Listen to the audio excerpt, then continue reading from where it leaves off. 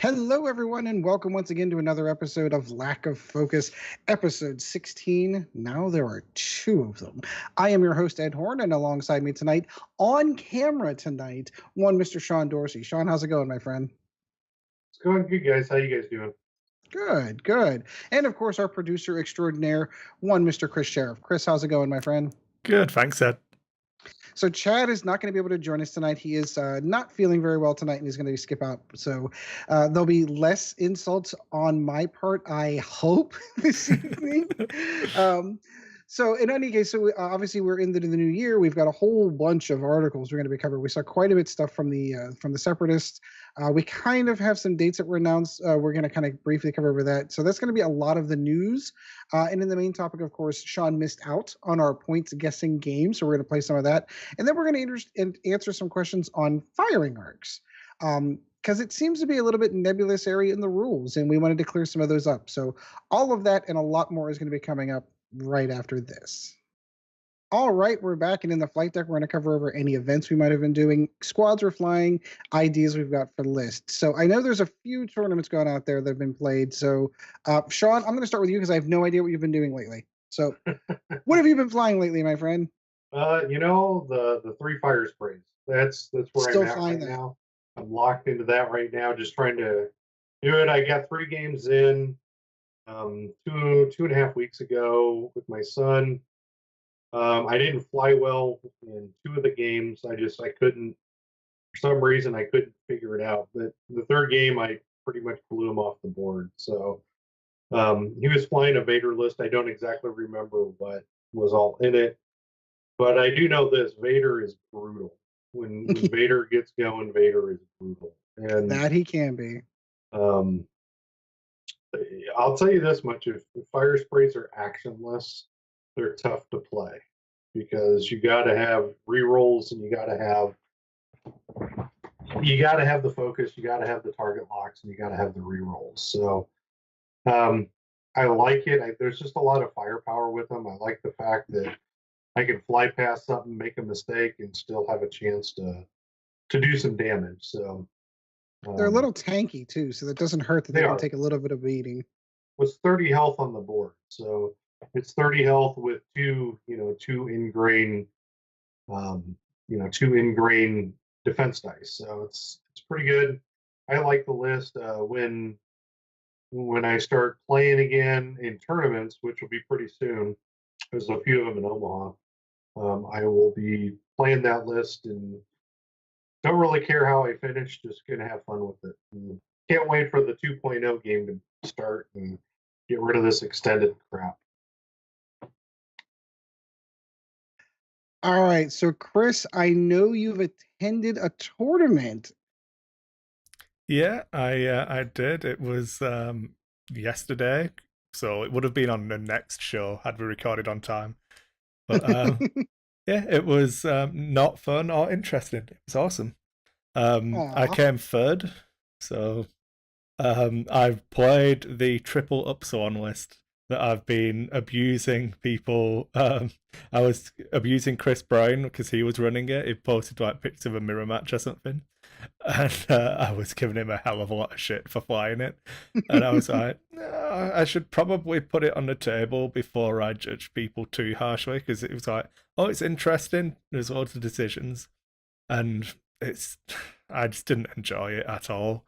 I like the maneuvers and repositioning and that side of X-Wing. So now that near enough every ship has some, it feels bad to fly 3 upswans that just don't.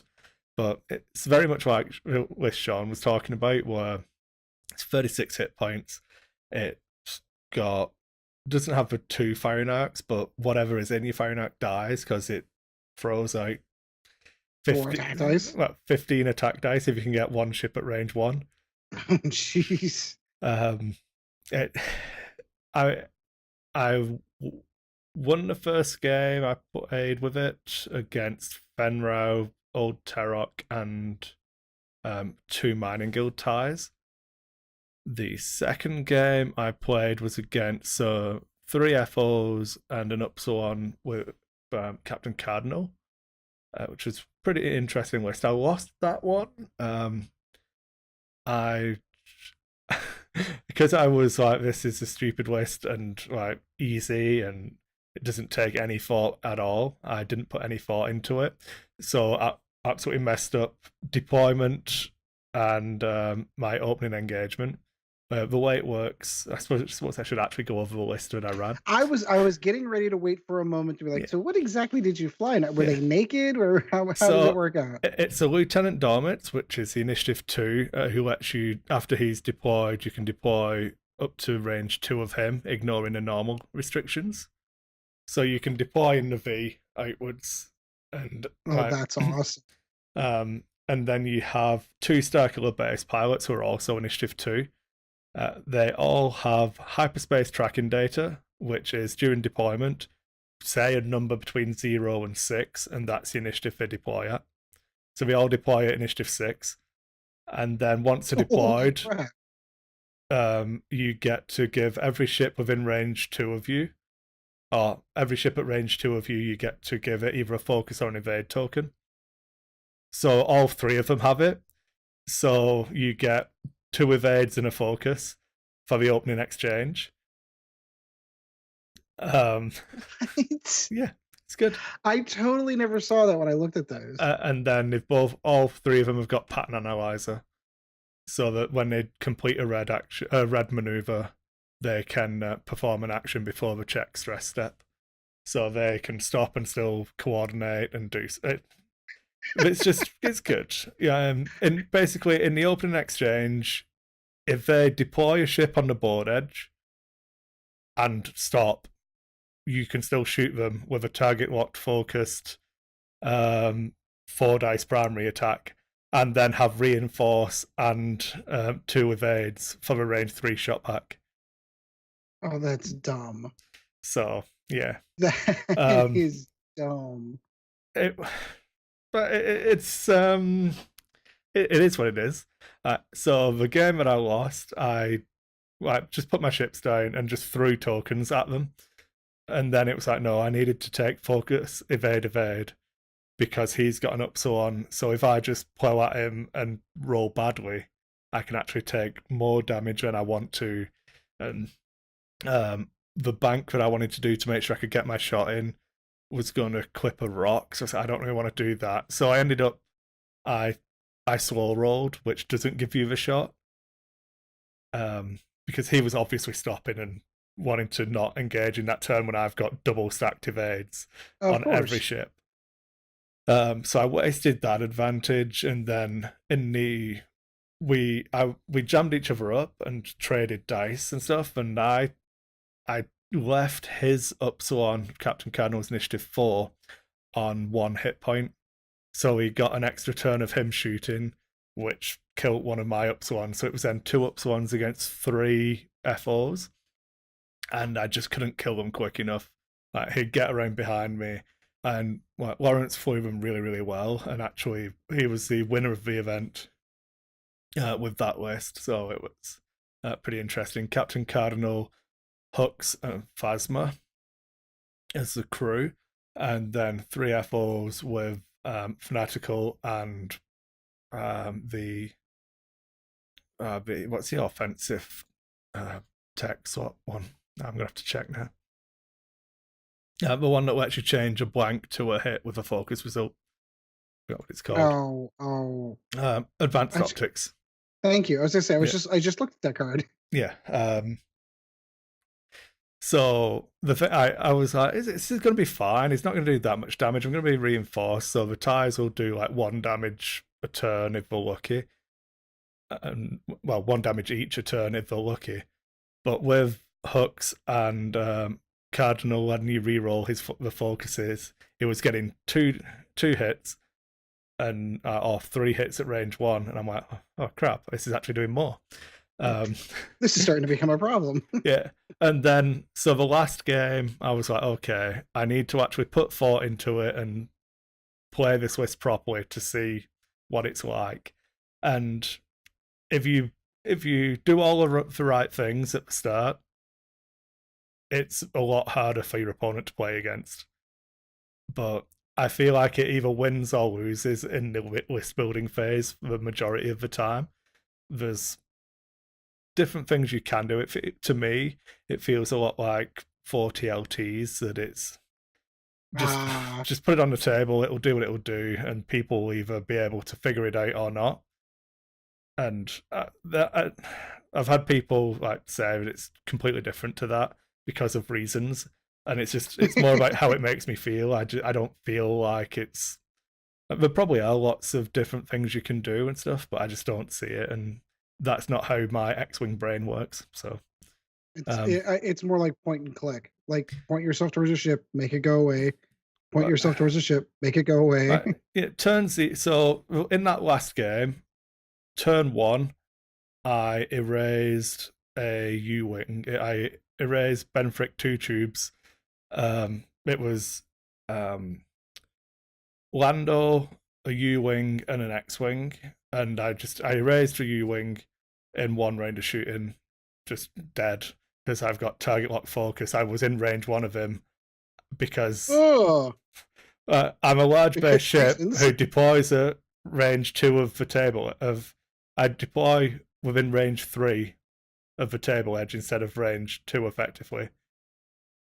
Because if you think that Dormitz is going to be at the range 1 line, and you can deploy at range 2 of him, so as long as the back edge of your base is touching range 3 of the table edge, that's a legal deployment. Oh my god. And then I get to move. So yeah, so you dial in the 3 bank. So you set up just offset someone because you're deploying after them, because I've got a 7-point bid. So I'm deploying last. You set up and it's like, yeah, okay, what do I want to delete first? Move in. It's target lock focus 5 dice shot, and that ship is reinforced with 2 evade tokens as well. And then it's just like, so I rolled 9 dice at him and just blew him off the table. And then I don't even think I needed Dormitz's shot. So fun times. Sad. Jeez. The next, and then you've got a wall of Upsilon. So this X-wing it's like a Blue Squadron escort, and he was like, okay.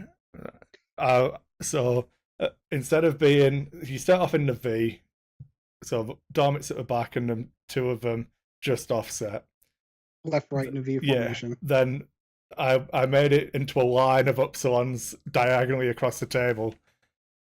And this 1 bank, 2 bank, 3 bank. Yeah, and this X-wing is like, okay, so if I go right, I'm at range 1 of an Upsilon. If I go left, I'm at range 1 of an Upsilon. And he chose to not bump me, which was a mistake. Like, I think you just do 4 straight and try and bump,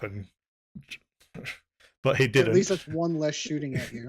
Yeah, so he got taken to 1 hit point, and then I just ignored him. I ignored the X-wing and chased Lando until Lando was dead, and he got half points on 1 of them. Oh, geez.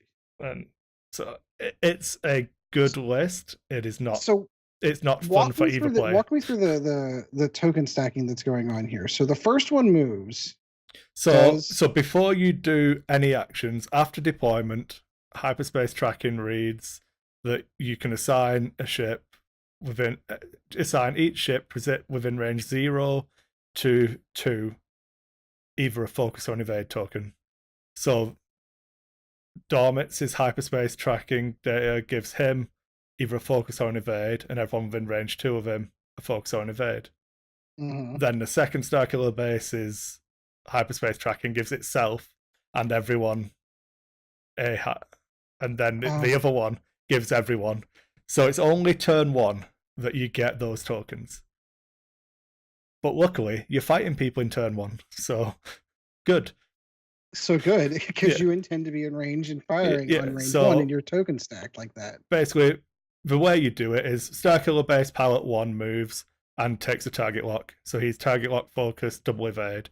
Starkiller base 2 moves, target locks, and he's target lock focus, double evade. And then Dormitz moves up and is sat at range 3 of stuff at closest or maybe out of range. So he coordinates, and you put that onto the one that's closest, who's most likely to get shot. Or if they target locked one of them with torpedoes, you coordinate that one, and that one reinforces. So it's got a focus, 2 evades, a target lock, and a reinforced token. Yeah. Yeah. Holy cow. Because I was having a hard time following, like how are all those tokens getting passed around those 3 ships? It's like, that's insane. It's fun and engaging, Ed. I can tell from the tone of your voice. I didn't. The best game I had was the game I lost because I had to try and fly these 2 shitty Starkiller base pilots around and catch 2 first order TIE fighters when one of my Starkiller bases had all its turns a red crit. So I was like, and I was trying to break them apart, and I couldn't break them apart quick enough to get angles on him.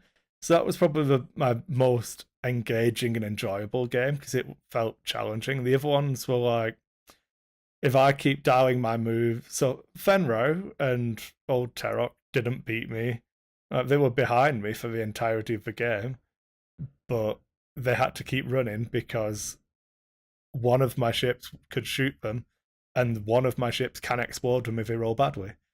Yes. So he's having to reposition, taking suboptimal shots, and as soon as one of those aces disengages, okay, well, I'm reinforced and focused because the one you're not shooting coordinated. So what are you going to do? Oh, okay, I take a shield off. 11 more hits to go. And I only won by 7 points, but I only needed to win by 7 points. Oh, fun. I actually played real X-Wing as well. That is cool. Yeah. That is always fun. So I played, so that was a tournament, came third. Awesome. I'm so good. Definitely not just abusing people, not understanding I was going to remove one of their ships in the first turn. The very first opening exchange, something is going to go away. Yeah. I played a Supernatural Kylo game, and that was on Friday after streaming. So I streamed X-Wing for 4 hours, and I was okay, I'm going to play some X-Wing now. And then I decided to play Supernatural Kylo, which was stupid because I wanted to play X-Wing. So every time I was like, okay, I need to disengage Kylo now and just not get shot, and then I win. Or I could just Jace Fenro this turn. Yeah, no. So I'd do it, and then I took 2 damage.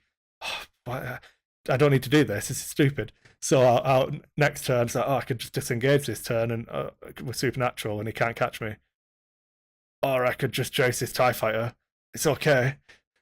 And I was just like, every turn, I'd just joust something different with Kylo. Because it's like 1 in the morning, I've been watching X-Wing all evening and commentating, and I just want to play a game.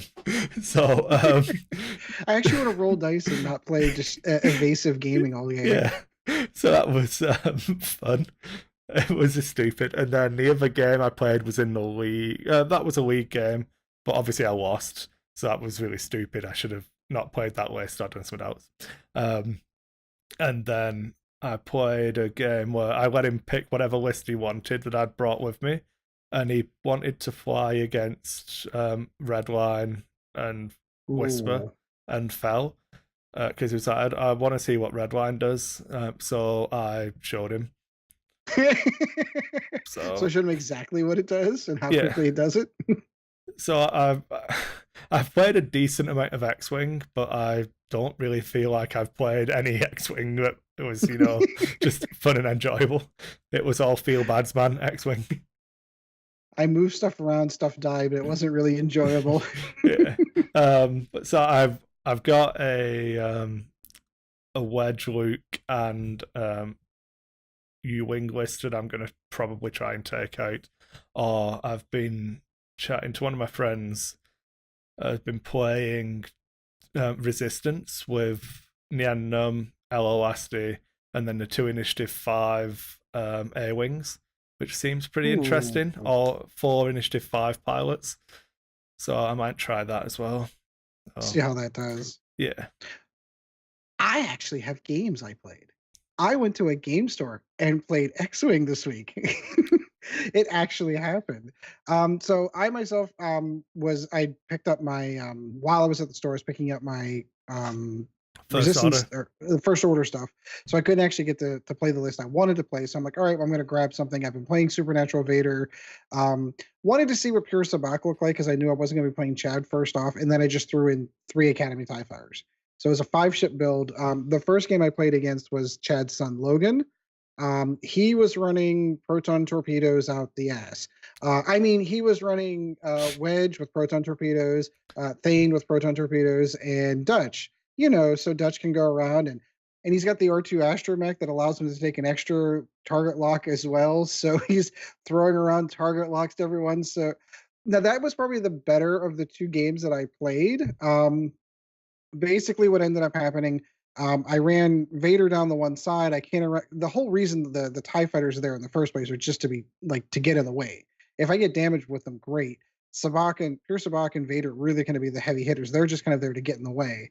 So I managed to drive him into the rocks. I ended up getting shields off of Wedge in the opening exchange and shields off of Thane in the opening exchange.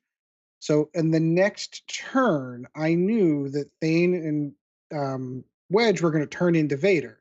And I'm like, okay, well, if I do a 1 bank here, I should be able to get Thane in my firing arc. Range 1, target lock focus, blow him off the board.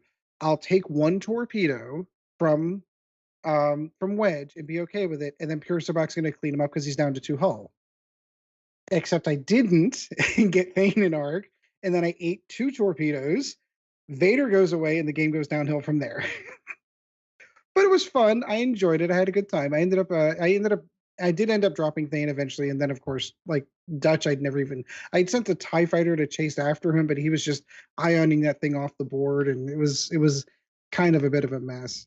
I then played Chad. It's unfortunate he's not here because he'd love to grind it into me, how he just continuously keeps crushing me. Completely misplayed that game. I made a move that I thought was going to get Pure Sabacc out of the fight because I was trying to be more strategic about it and try to keep him on the edges and not necessarily in combat. He ended up being within range 3 of his Vader, and Vader just blew him off the board. I was rolling blanks. Every time I picked up green dice, I never saw paint. Didn't matter what I did, just pick up green. And I'm sitting there switching dice out. I was really getting frustrated because every time I touched green dice, blanks. Didn't matter which dice I was using. So yeah, I had it was a range 3 shot through a rock. I had 4 dice, nothing, not a thing, and boom, it died. It's just awful. So Chad did end up beating me in that game, and then of course I picked up all my first order stuff and ran home. And yesterday actually, I sat down and put everything together, got all the dials together. So I've got a Supernatural Kylo list that I'm going to be looking for myself. I am kind of curious to see how you're addressing your Kylo and what you're flying with him. My list that I flew then was Kylo, Pattern Analyzer, Supernatural Reflexes, Quick Draw with Fanatical and Special Forces Gunner, and then an Epsilon Squadron Pilot just for an Initiative 1 ship. So it was a 3-ship list rather than a 2-ship list with a 38-point bid or whatever it would have been. 38-point bid? Yeah, I think I had a 10-point bid. And yeah. So the one that I'm running, I'm dressing Kylo with prime thrusters and supernatural reflexes. I'm also running Quick Draw. Quick Draw for mine has Juke and Special Forces Gunner and Fire Control Systems. And then I'm running Null. Yeah, that's one that I've tried that as well. That's really, really good. Are you taking an EPT on Null? Squad leader, so that I can coordinate with it. Okay. So that yeah. No, I know. So you can make it worse. Yeah. So you didn't bring an Initiative 6 pilot to Initiative pilot, did you? Because that would suck for me, unless I could boost barrel roll at Initiative 7. Right. So yeah. There is absolutely nothing wrong with that. So I'm curious to see how it works out. It is going to, of course, require me to actually learn how to fly and be able to try to get Null in there to be able to have Kylo to get in there. But it's really interesting. I would say play the shit out of that list before January 28th. Before they points adjust everything. Well, I'll try to give it a shot and see how it goes and see how much the points adjustments screw me up. So That's all I did. I gotta say, I got a couple of games, and I was trying to get Chad to come over, but I guess because of his health reasons is the reason why he never responded to me, which is probably why he didn't come down. I know Chad participated in our store championship-ish. They had a little event there, but of course we had the expectation for like 8 to 10 inches of snow, and only 5 people showed up for that reason. Okay. So I know he did well. I don't want to spoil it. I wanted him to be able to say how well he did, but we only ended up with like a dusting here and a little bit of ice. Yeah, well, it was so a tournament I played in yesterday was 7 people. So instead of running it, I clocked out and actually played. So that's why I was playing X-Wing all day yesterday, and then I had a game of The Song of Ice and Fire as well. So I've been playing a lot of that. It's really good, especially now that Rune Wars is dead. I'll play that instead. Well, that's kind of an interesting segue, because we can get into the news on that one. Do you want to cover that real quick? I mean, granted, it's not X-Wing, but it is FFG news. Yeah, so they announced that there's no more organized play for Rune Wars anymore, which, if you look at previous games where they announced that they cancelled organized play, there's Call of Cthulhu, the card game. That's dead, by the way. There was no more organized play for the Star Wars LCG. That's a dead game now, by the way. All of those Games Workshop licensed games, they announced they were stopping organized play for that. They're dead games now. So yeah, they've not announced that the game's dead, because stores still have stuff on the shelves, and that would be like unethical. But Rune Wars is dead.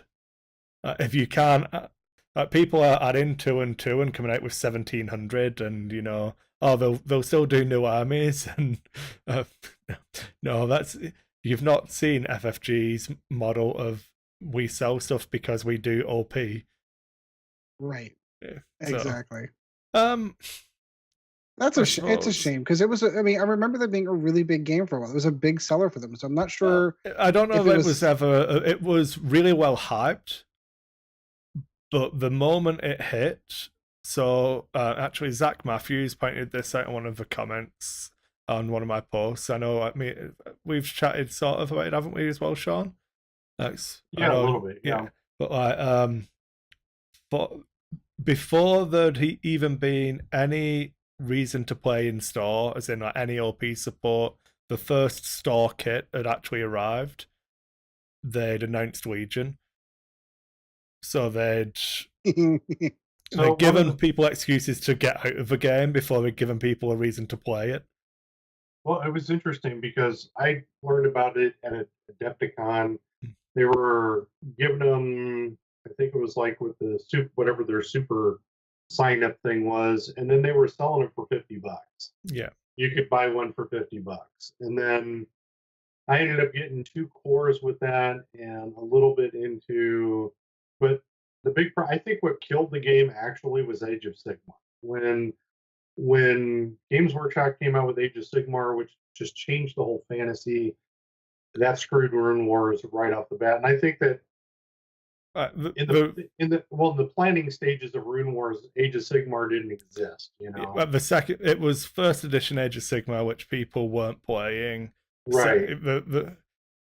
So the thing I was chatting about when Rune Wars came out, I remember making the statement that obviously it comes back to those games that when they had the license, when they split, it gave FFG the room to do Games Workshop style games, so a fantasy mass battle game, and Games Workshop the room to do FFG style games like Shadespire and Nightfall and the Warhammer Underworld stuff. Yep. And I remember just thinking, Games Workshop are actually out FFGing FFG with this Shadespire stuff, because that's going really, really well. Because the buy-in was so much less. Yeah. I think ultimately the Hail Mary on Rune Wars died. It just didn't happen. It was incomplete, didn't happen. The interesting thing is, what it seemed to me, this is just my view of the world, is they went all in. It was kind of like Rune Wars was the test bed for a true miniature skirmish game. They were able to, number one, I actually like the game. I like the movement where most people didn't like the movement in Rune Wars. I like the movement in Rune Wars. I hate it when you have tape measures, and I've played in many games. I used to be a big Warhammer fantasy player. Looking at almost 30 years ago. Yeah.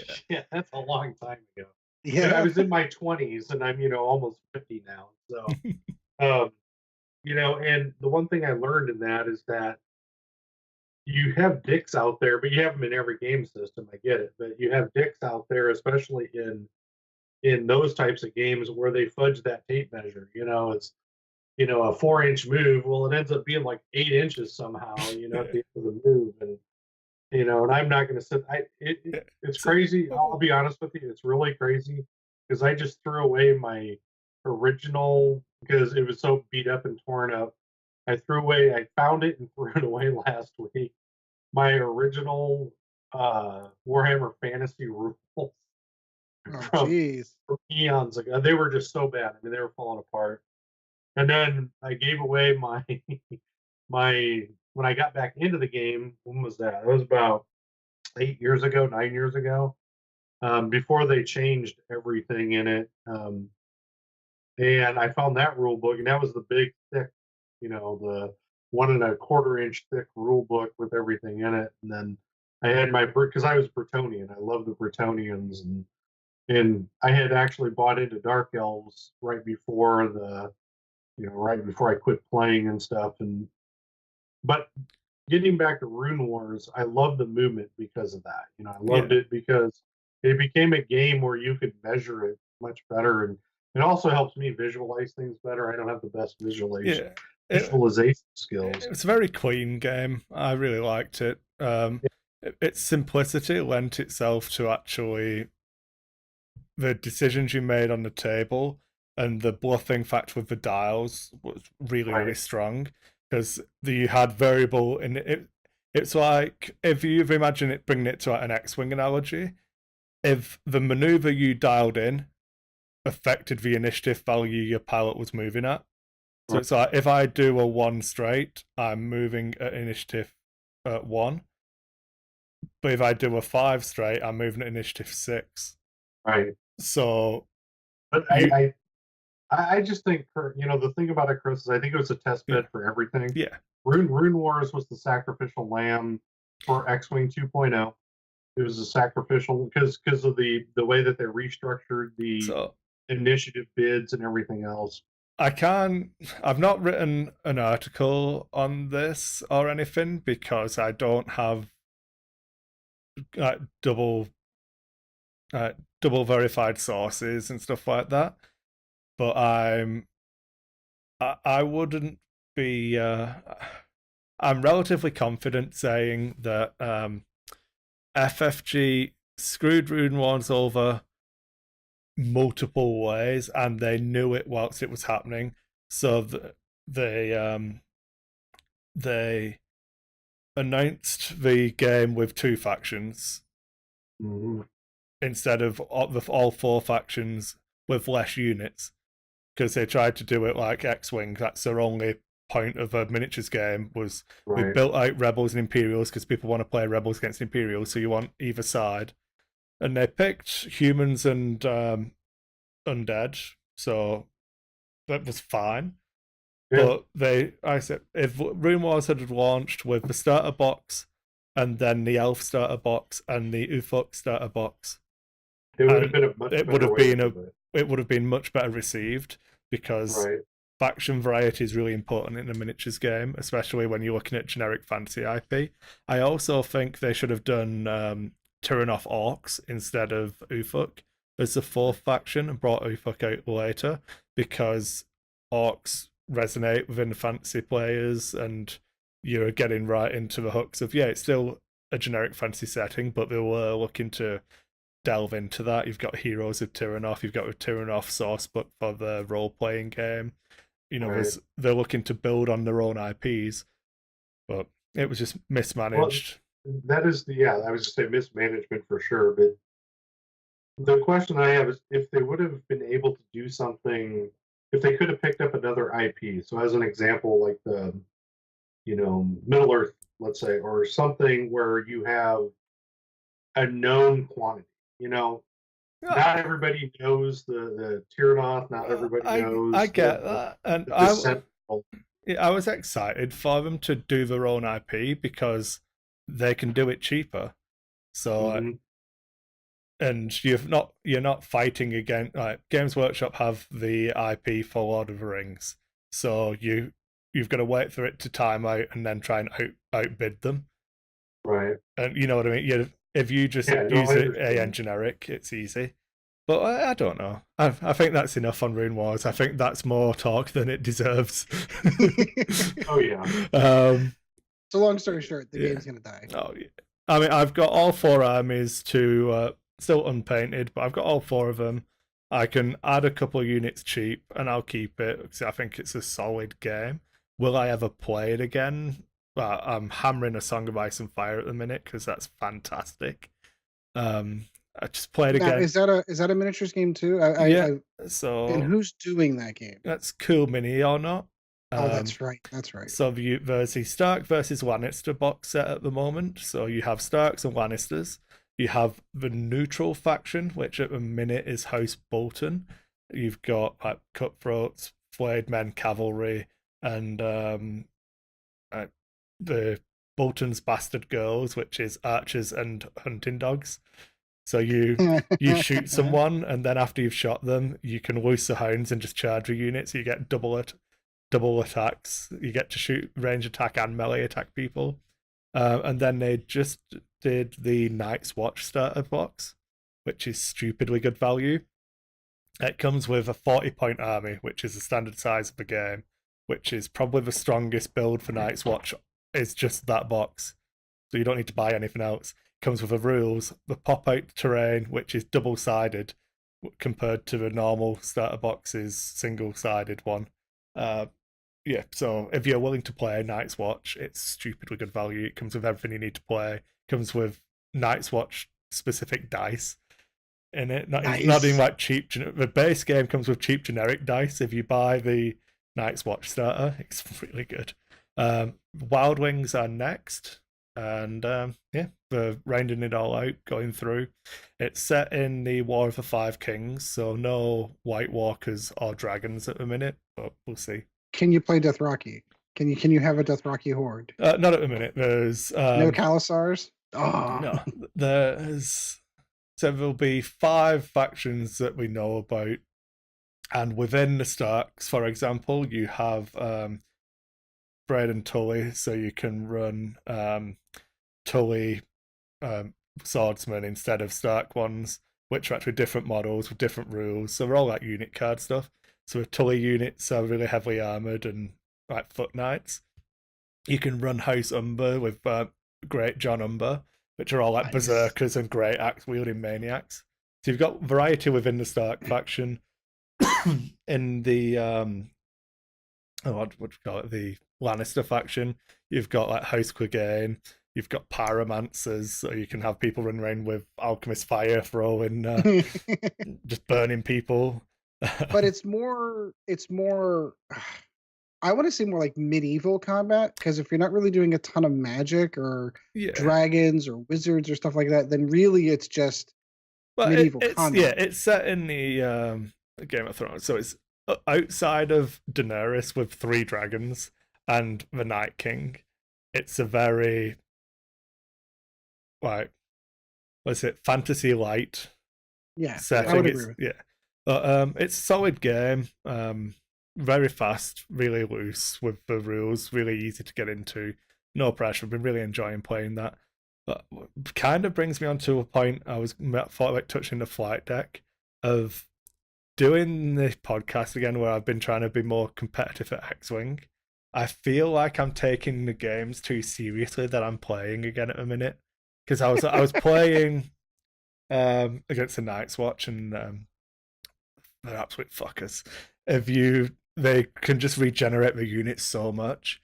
I was halfway through, I was like, this fucking unit won't die, and just getting annoyed. And I was like, doesn't matter. If you want to win, I'm ahead by a point now, and I can pull back, and I will win by the end of the game.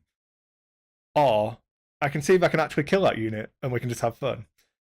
So we went through, and it ended up as a 7-7 draw, and it was an awesome game, and Dan was a really good sport, and it was really good fun. But I could feel myself like, this fucking unit won't die. Like, and so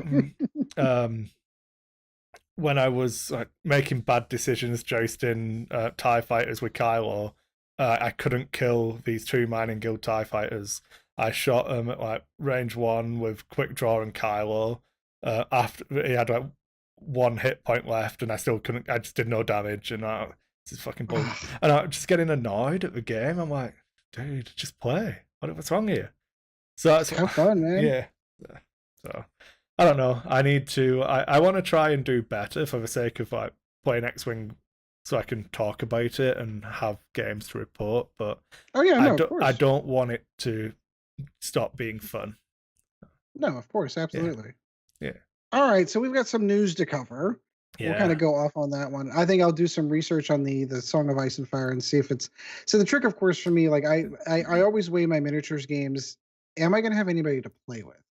Because there have been so many games I looked at. Ooh, that really looks cool. I'd like to play that. But if I don't have anybody to play with, then it loses its value virtually immediately. That's the one thing that doesn't come with the Night Watch are opponents. Yeah. Right. Yeah. And that's the thing about getting into miniature games, or getting into any game really, is unless you're going to be the one that leads the community, there's no guarantee of a community. So what I did, so I remember us chatting, I don't know if you were on that show, Sean, we were talking about New Year's resolutions. So I didn't do one, but I was planning on doing a list of games I want to play. So I sat down with one of my friends who we make time to play games. Last year it was like once a month we'd make sure we play a game of something. I was like, Bill, do you want to like go through and we'll each pick like 2 or 3 games, and this year we will make sure we play those games. So I had X-Wing, A Song of Ice and Fire, and Adeptus Titanicus, I think, were mine. Ooh, there you go. And then he's got the Fallout miniatures game that he wants to play. Von Unersprechlichen Kulten is another game. So that was God bless you. But it's all, I love saying that name. Von Unersprechlichen Kulten, of Unspeakable Cults. It's I worked on the game myself when it was a Kickstarter one. It was for a 2nd edition from a guy in Calgary I used to work with, Uncle Mike's Worldwide Productions or something like that. But it's a stupid little Cthulhu cult game where you have like 5 to 8 models and just go around summoning Cthulhu and losing the game because you summoned Cthulhu. What did you think was going to happen? Like, oh, I win. Oh no, we're all dead. Oh, we all died. Yeah. But, so I put one of the rules. It's like a skirmish game, so like a Necromunda style thing, but where you've got the gang ratings, and you get to a point where if the gang rating's that far out, you can just call the feds. So instead of your cult going fighting the other cult, you can just take a unit, some policemen and FBI agents, and go and shoot the shit out of them with Tommy guns and stuff. And like, you get no benefits from it, but if you fuck them up enough, they're screwed for the rest of the campaign. So your cult can get back into it and stuff. And it's like, you can bribe it's in the rule book, like you can bribe the other player to not call the feds, though. But if you don't call the feds and just come out and have an honest fight, I'll give you some shotguns. Would you like some more money? I'll pay you to not call the feds on us. Let's all worship Cthulhu together. But you've got like the Dagger Knight cults of Innsmouth with fishmen and werewolves and vampires, and it's good fun. So that's one of the ones that we're going to try and play, and like just go through, and that's how I'm going to make sure all of these stupid little games I've got that I'll never play, me and Bill sat down and we're going to make sure we play them. So you don't need loads of opponents, just need one person. You can sit down, chill out, and just play some shit. And it doesn't matter what the game is either. You can play a shit game, but if you play it with the right person, it's awesome. Oh yeah, no, it's just all fun and games. Yeah. All right, this is the best episode ever. I love this. I don't even like Clone Wars robots. Speaking of Clone Wars robots, so we had not one but two articles drop off for the Separatist factions. So let's kind of get into that. Seize the Galaxy, of course, is the preliminary one that came out with the bomber and the fighter. So we got to see a little bit of what's coming out of that. We got to see the. Hold on, can you? The name of this bomber is so there's two accepted names at the moment, which were the Bulbasaur or the Belly Rub. Okay, let's go with that one. But I believe it's the Belbalab, sorry. Belbalab 22 Starfighter. Belbalab yeah 22. So we got to see its dial for starters, and it's got an awful lot of white. So I secretly held this thought, and we did talk about this off camera, that because they are droids, that we would see no red maneuvers on there. Like we'd see like white sloops and stuff like that. So but alas, the Belbalab 22 actually has pilots in it. Yeah. Well, so yeah, they're not droids. There are two named pilots that we saw. Yeah. Sorry, carry on. That's okay. But it doesn't have a particularly impressive as far as the amount of blue maneuvers are concerned, but it has a lot of maneuvers. Like it has everything except a one straight. It has the two banks and two straight that's blue, but it also has a two hard. It's got a three hard that's red, a sloop. I mean, it's a pretty good dial. It goes all the way up to the 4 and 5 straight maneuvers. I mean, so I think it's only missing like one or two maneuvers of all the potential maneuvers that it could take. Yeah, but it doesn't have a K-turn, which is interesting. You know, it has the sloops, but no K-turn. And I really think that without, any ship without a K-turn, even with the sloops, because, I understand sloops exist and everything, but the K-turn, though, is a positional, game changer, where a sloop is a two-turn positional game changer, where you're going to do it, you're going to have to pick the direction you're going, but without a definitive K-turn, you can't get back in the fight right away like you would want to. Yeah. So that's the negative I see on that dial. Otherwise, I really want to play. I want to get outside of the Rebels, so I was hoping to play the Separatists, just something different. I think you'll like the Separatists, Sean. Vulture droids, man. One straight. I need one straight. I did take note of that. Let's ignore the rest of the Bulbalab so we can talk about the dial on the because you went on to dials. So we can talk about the binary. This thing only works on rails dial for the actual droid fighters. Where was that in the other article that they showed? If you scroll down, further down on the article. So what I'm going to say is, okay. This is the sickest dial I've ever seen out of any dial in this game. Yeah. A freaking 1K turn. Yeah.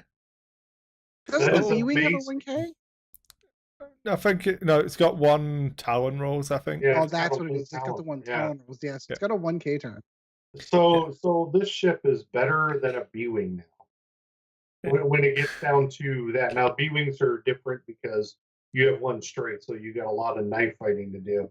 But these things right here they're gonna attack you, and then they're gonna come right back at you. And positionally, these things are gonna be a pain in the ass to outfly. Now, with that said, though, they don't have one banks, they don't have one straights. But if you look at the distribution of white, red, and blue moves on this dial, it literally looks like they just span the wheel. Oh, what colour is this one? It's a blue move! Yay! Right. The two hard left can be blue. Spin again. The bank is not. The two straights blue. But think about this: if you can do a 5 straight white, and on the very next turn, and make it past the ships, let's say. Okay. Yeah. Then on the very next turn, you're 1K'ing back at them. So you're moving 6 and repositioning completely. Yeah. That's I love A-Wings, even though they don't have the one straight. I love playing A-Wings. But this is disgusting when it comes to I can fly past you. It's like it's almost as bad as the Defender, the 4K white. Yeah. I mean, it's just because this ship here is designed, it's a fast ship. It's designed for speed. But my God, if I can line that up and sit there and because it's a 3 initiative, so it's middle of the road. So if you're going up against a bunch of high pilot skilled ships, I'm going to fly in at you as close as I can get to you, and then the next turn I'm just going to sit there and be behind you, and there's nothing you can do about it. I love it. I'm not getting. It doesn't have a one straight. I love that thing. I'm not getting the 3 bank being red. Well, it goes. It's a robot. They only work in right angles. Yeah, apparently. It's like playing Snake. Yeah. It's in reality, though, it's pretty amazing, Yeah. So we did get some pilots we could talk about, of course. Let's take a look. Of course, General Grievous is going to be at the top of the list. Coming in at Initiative 4. Let's kind of discuss the stats for the Bulbasaur, as we're calling it. A 1.0 X-Wing. So 3 attack dice out the front, 2 evade, 3 hull, 2 shields. Comes with a focus, target lock, a barrel roll that can be linked actions into a red focus, and a boost that can be linked action into a focus. His ability comes in when you perform a primary attack. If you're not in the defender's firing arc, you may reroll up to 2 attack dice. So it's a built-in target lock if you're out of arc. I don't like Grievous at all. So before I go on about Grievous, I'm really, really hoping that there's loads of stuff that identifies this faction that we'll get into as we go through both articles. But at the minute, Initiative is pretty on the low side. We've not seen any 5s or 6s properly. Yep, I noticed that too. And I hope that they never get an Initiative 6 pilot, and that they have a ratio of 5s that other factions have 6s. And they make up for that by letting you have a 15-point vulture droid. You can only take 8 ships. It's a rule in the book as part of list building is you can only take 8 ships. So it doesn't matter. You can have 1-point ships. You can only have 8 of them. And then just go in. Yeah, but when you look at Magic the Gathering, they've broken the rules too with that. So yeah, it doesn't take much to break the rules in a game. Here's the thing I don't agree with you, Kris, and this is just me personally, is that when I look at this faction, you got to sell ships, right? You got to get people sold into playing the faction. And if you're never going to be able to shoot before Vader or be able to shoot before some of these other elite pilots, and I know where you're coming from, so bear with me. No, it's good. Then at the same time, it's how do you keep people interested? That's my big concern with the 4 or 5 pilot skill top, cap. So now, with that said, when you look at the world of Star Wars and you look at the prequels, there really was never a pilot. Yeah. That you saw in that world at that time. And I don't know, I'm not 100% sure about Clone Wars, if there was ever anything. There's nothing really. The only thing that people speculated on would be Jango Fett, but it's like, please don't put a fire spray in a different faction again. Because then you've got to come up with 4 other fire spray pilots and stuff. Yeah, but you could have both. To me, you could have young Boba, who's a pilot skill. If they put young Bubba in, it means he'll put Anakin in, and Chad will get his wish, and I'll cry and die a little inside. So yeah. Oh, I was going to bring that up here in a minute. Okay, but I'm going to say, I'm okay right now with launching this thing. General Grievous, though, is the best pilot. I'm sad. I died a little bit. So we're going to have a Sith infiltrator as well. So we'll be see something. Yeah. So one of I think I was listening to Scum and Villainy, and they were chatting about they were doing the same thing we're doing now, basically, and they were going through it, and they were saying, but an Ace and Mini Swarm's a really, really good archetype, and I really want to be able to do an Ace and a Mini Swarm. So, well, you can play Vader and some TIE fighters. Right. Not every faction has to have every play style. And so that sounds like I'm attacking Scum and Villainy now. I'm not. No. It's more of just that argument in general. It's a very X-Wing 1.0 mindset of all the factions could do. It's like, okay, finally the Empire have got the turreted ship with the aggressor. Scum have got the shielded ship, shielded ordnance carrier with the Kimagilla. Rebels have got the TIE fighter, so everyone can do everything now. Everyone's happy, yeah? Like, no, you do it as like a miniatures game. It's like, yeah, make it unique. Yeah, it's like no one complains that the Tyrannid like Gene Stealer cult doesn't have Space Marines wearing power armor in it. So, well, no, it's a Gene Stealer cult. It does Gene Stealer cult things. Right, exactly. If It's you- part of the faction identity. Yeah, I agree yeah. with that. And if the faction identity is, oh no, I don't get to shoot before Vader, so Vader gets to shoot one of my robots. The other 6 robots shoot him back, and then I've still got a 90-point Sith infiltrator. So it might. If you could run your one of your fire sprays, Sean, and 7 other ships. If you could run a loaded out fire spray and then 7 pieces of garbage. Yeah. And as long as I don't want every faction to be able to do that, but I don't feel like it'll hurt the game if they can't do the high initiative thing, but no one else can do the thing that they can. The people who want to do that will buy it, and everyone will buy it anyway because Roger, it's happening, you know. Because Vulture droids are going to be amazing. That's why. Yeah. So the next pilot they premiered was Tambor. Yeah. So when performing a primary attack, you may reroll 1 attack die for each calculating friendly ship at range 1 of the defender, meaning all the other droids. Do you want me to? Do you remember a minute? Well, like 10 minutes ago now, where I said before I start telling you why I don't dislike General Grievous.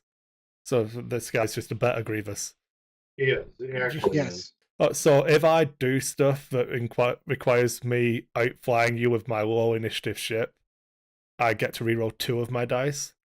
Right. What about if I just throw 50 Vulture droids at you? I can then reroll anyway. I'll just do that. It sounds easier. And I'm probably cheaper because I'm initiative 3. Yeah, no, that one looks really good. Yeah, I like this pilot right here, the ability, and then you're just going to build towards him being your ace. Yeah, and the upgrade that Ed really likes, the impervium plating. Oh my god! Yeah. Oh well, yeah. I was gonna say we've got the generic pilot, of course. It comes in at initiative 1, the Phaethon autopilot. So that one's got to calculate, not focus. It's not Nova Squadron. We don't have to read every card anymore. You're right. All right. So impervium plating comes with two I don't want to say energy. Energy is not the right. 2 charges. Yeah. Before you are dealt a face-up ship damage card, you may spend 1 energy to discard it instead. I saw this and went, "Excuse me." So I did a video on this article. I've not done one on the Power and Profit one yet because I've just been busy this week. But I'm pretty sure there were 18. No, it's more than that. It's like 27 ship cards. I can't remember. Yeah, you're going exactly where I'm going. Yeah, I'm counting them right now. I can't remember. I wrote it down for the video. It's in my other video. Go and watch that instead. Stop watching this one. Go and watch that one. Give me more clicks, and then come back. The ratio is pretty good. The odds are good. I think it was like, I'm gonna say 25. 25. I've got my damage deck right here. 25 33s. Yeah, exactly. So more often than not, you are going to hit a ship-based critical that comes over. That for 2 energy, you can just discard. It goes nowhere and does nothing. This is amazing. Now, of course, Kris, you push back on it a little bit. Like, well, what if I don't roll crits? So it's situational, but the good thing about it does just discard them. So if it's priced in line with a hull upgrade, I'd probably take the hull upgrade. If it's priced cheaper than a hull upgrade, it's good. Yeah, I completely agree. It's also going to be meta dependent because if you have a lot of people using a lot of things that do a lot of crits, yeah, like proton torpedoes. Yeah, exactly. Then this is great. It gives you that ability to make your 5 hit point ship potentially a 7 hit point ship Yeah. in the correct meta. I agree with Kris though.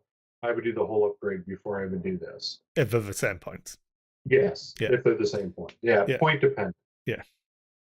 Caveat everything now because we never see points anymore. Correct. No, never. So the next one was my favorite from this article. Captain Seer. Yeah. Yep. Um, when a friendly ship at range 0 to 3, 0 to 3, love that, performs a primary attack, if the defender is in its bullseye arc before the neutralized result step, the friendly ship may spend 1 calculate token to cancel an evade result. Yeah. Crack shot. All the time. So I've heard people talking about this because network calculate and all of that, being able to spend each other's focus token, spend each other's calculate tokens. That's on the vulture droids. Yeah. So because people are saying the vulture droids are gonna be able to all have crack shot effectively. Yeah. I'm just going to read network calculation. While you defend or perform an attack, you may spend 1 calculate token from a friendly ship at range 0 to 1 to change 1 eyeball result to an evade or a hit. That's the only thing you can use network calculations for. Don't get too excited and start thinking you can spend other people's. So if you've got them in bullseye, that's the one that has to keep its own calculate token to trigger this ability. Correct. You can spend other people's calculates to modify your rolls, but your calculate token has to be one spent for this ability. The network calculation is specific on what it can be used for. Don't get too excited. Don't get too excited. All right, since we've gotten into the vulture droids, we have something that I think is relatively unique in X-Wing. I don't ever recall seeing anything like this one before. So we're looking at the vulture droids. They come in with a two attack dice out of the front primary arc, 2 evade, 3 hull, calculate, target lock, barrel roll into a linked action calculate. But they're limited in the fact that the precise center, that initiative 3, you can have 3 of them. It is dotted for 3, meaning you can have a maximum of 3 in your list. And they have an ability. While you perform an attack, if the defender is in your bullseye arc, you may reroll 1 blank result. So that is really interesting. We've never seen anything like that before in X-Men before. A generic pilot with an ability built in. It's not a generic. It's a precise hunter that's a triple unique. It is really. It's a limited 3 is the actual wording for it. I'm sure it goes into it. Yeah. So there's no dotted doesn't mean unique. Dotted now means limited, and it's limited by the number of dots. So, but the whole faction's built up that way. So this is how they feel different. Like they have generic pilots, but each of those generic pilots have their own special abilities. It's not just blank chassis with baked in ability. It is they also have an additional pilot ability on top of that, which is really cool. Okay, what's the name of the next one? The Initiative 1? I'm not butchering that one. The Horchild prototype. The Horcall. HAORCHALL. You tell me. Another limited at Initiative 1, only 2 per list. And again, comes with its own pilot ability. After an enemy ship in your bullseye arc, seems like a theme, at range 0 to 2, declares another friendly ship as the defender, you may perform a calculate or a target lock action. Really interesting. So, like, I'm really kind of getting the feel for how the Separatists are going to fly. They all can do something. They may not be the best at it, but they all can do something. It is really cool. Yeah, I really like it. Depends on their point cost. Yeah, no, I mean, if they're like 20 points, maybe. Yeah, in reality, because you're looking at, to me, these are as much of a throwaway as the Benari Pirates or the low pilot skill Z95s. Yeah, I think they're less because they have less hull and like they only have 3 hull. They don't have the 3 evades like a TIE fighter would. I get that, but remember, there's a ship limitation. So yeah. So if you're only allowed to play 8 Vulture class droid fighters, you need to have more beef with them because of the fact they're only shooting 2 offensive dice. They only roll 2 defense dice, and they're pretty much poppable on every attack. Yeah. When you start looking at that, you're gonna have to look at, I need to be able to field 8 of these and like 3 of something else to make this worthwhile. But then it all depends what the limitation is. Right now you're at 5. With the first 2 we've looked at, you're at 5 that you can put up there. You're at 6 with the next one we'll talk about. Yeah. So far. Yeah. Well, and I don't want to get into points guessing, but like this is we've seen the dial, which is really interesting, but I don't know that it's enough to go over the cost of what a TIE fighter is. I'd almost argue that this should be cheaper but than let's look a TIE at fighter. something here though. So they're showing us 3 pilots, right? For the Vulture class. Yeah, so far. Precise Hunter is 3. You can play 3 of those.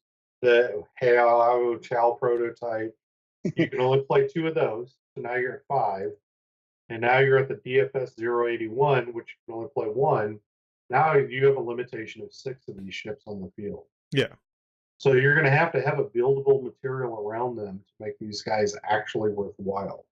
That's what my point is here, is that these guys to me are as throwaway as the Benaris and the other Z95s were when you got into lists where you were using 4 or more of those types of ships. Yeah. And that's the thing here, is that these are going to be fun to play.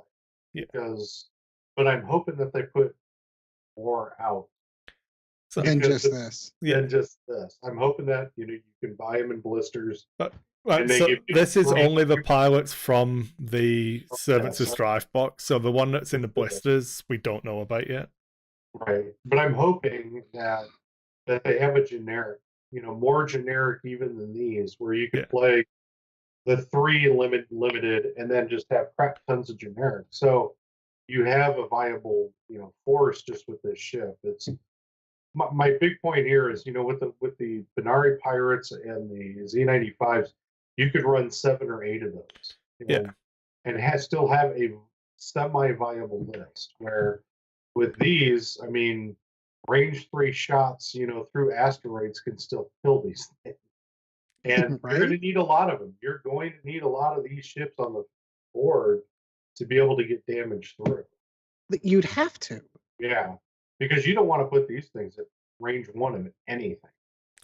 Right, but let's continue. But do you though? Kris. All right, so if we look at the Hadar Chow prototype, so it's Initiative 1.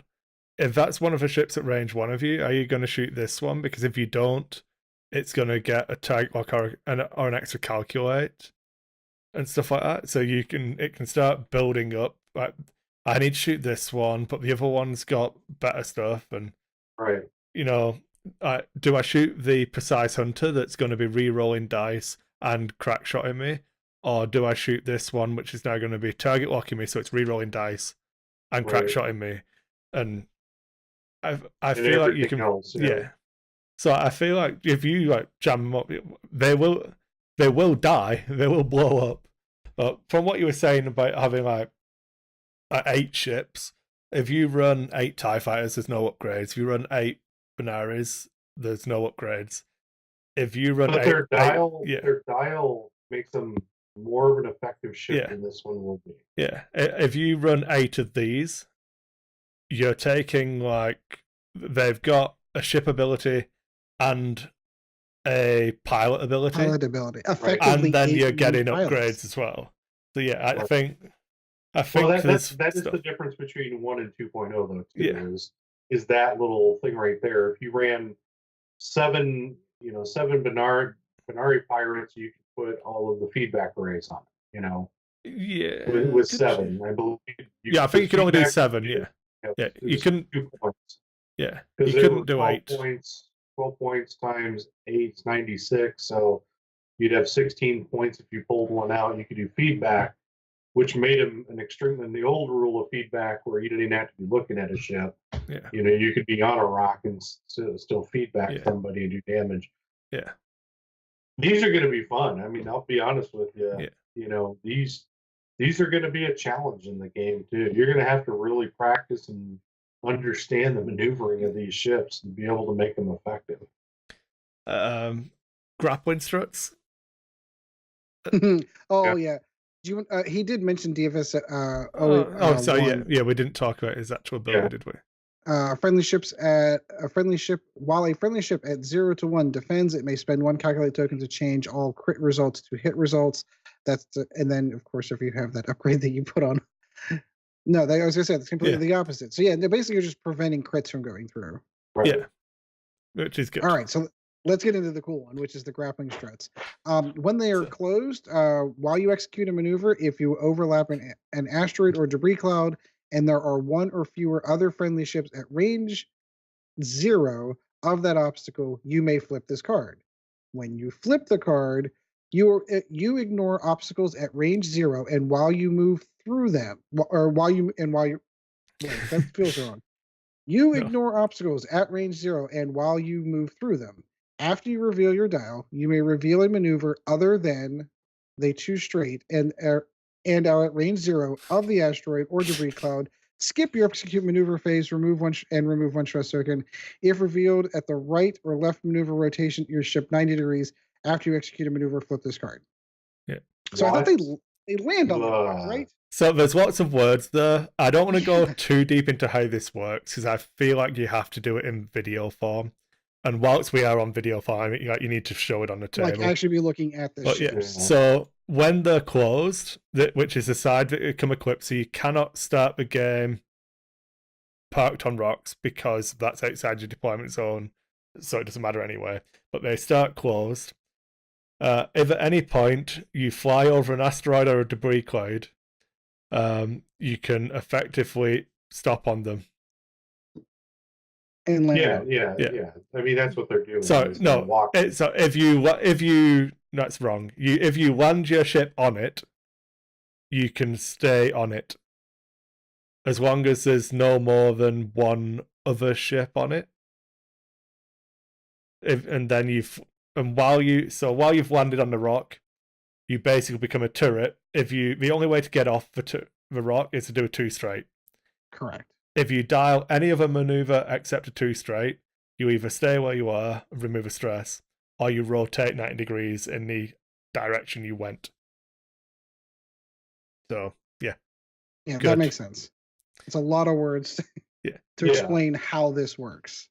Well, that's what 2.0 does. That's why the cards are bigger. That's why they went to this method. Yeah. So they could actually put all the rules on a card rather than an FAQ. Yeah.